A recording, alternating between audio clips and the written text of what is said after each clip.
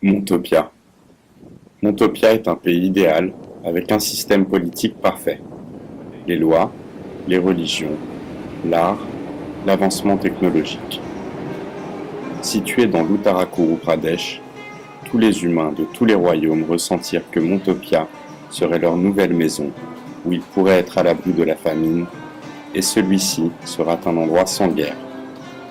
Ils ont donc tous décidé de quitter leur ville natale, de brûler leur maison en laissant leur mémoire là-bas.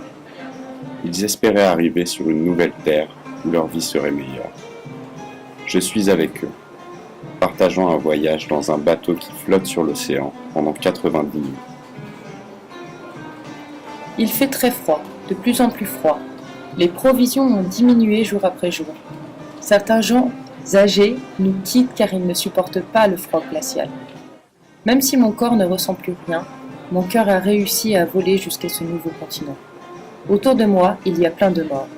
Je m'inquiète pour leurs jeunes enfants ayant survécu au voyage. J'espère qu'ils pourront avoir une bonne vie et vivre leur vie librement, sans besoin de se cacher comme un être invisible comme moi. Dès que mes pieds ont touché la nouvelle terre, j'ai été emmené dans une salle avec des murs blancs. Devant moi, il y avait un géant. Dans sa main, il portait une arme qui était prête à m'attaquer, à me blesser. Je ne comprenais pas ce qu'il me disait. Cette langue n'existait pas dans mon livre d'école. Il a essayé de me réclamer quelque chose. Il m'a montré une feuille de papier avec une photo et des chiffres dessus.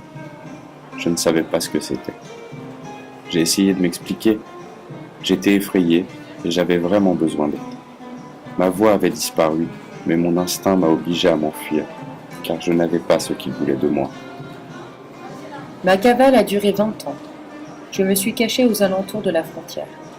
J'ai décidé de venir chercher la liberté au centre-ville. Parfois, je me suis battue quand les géants m'ont trouvé. Je ne pouvais pas aller à l'hôpital pour me soigner, et des fois, j'ai dû payer pour qu'ils me lâchent. Je continue mon voyage, continue ma recherche pour un pays merveilleux, dont tout le monde rêve. Pendant mon voyage, j'emmène 3 objets magiques avec moi. Bouddha Capsule. C'est une chambre de temps dimensionnelle. Grâce à Bouddha Capsule, nous pouvons avoir accès à notre divinité quand on veut. Cet objet est à installer à l'extérieur de l'immeuble de notre tribu. Gardien totem. Notre gardien est le premier couple marié de notre tribu. Cet objet est fait de fil rouge, signifiant le sang qui est transmis de génération en génération depuis très longtemps. Il est accroché devant tous les immeubles pour nous protéger du mal. Senigame Shells. Il s'agit de l'animal de la famille. Il signifie un véhicule qui nous transporte à nos ancêtres.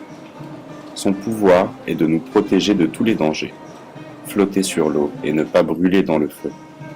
Chaque année, notre tribu a un rituel où le fils aîné sacrifie l'animal de la famille pour faire une offrande. Mon père m'a donné ces 3 choses.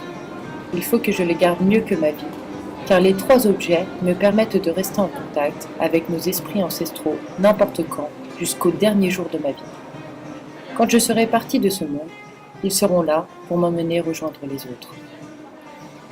27 ans ont passé. J'ai croisé par hasard un ami de voyage qui était dans le même bateau que moi. Il m'a dit que je devais vendre certains de mes objets pour que les géants me donnent une carte magique. Cette carte va m'emmener à la dimension de Montopia. Depuis, je suis devenu un des leurs.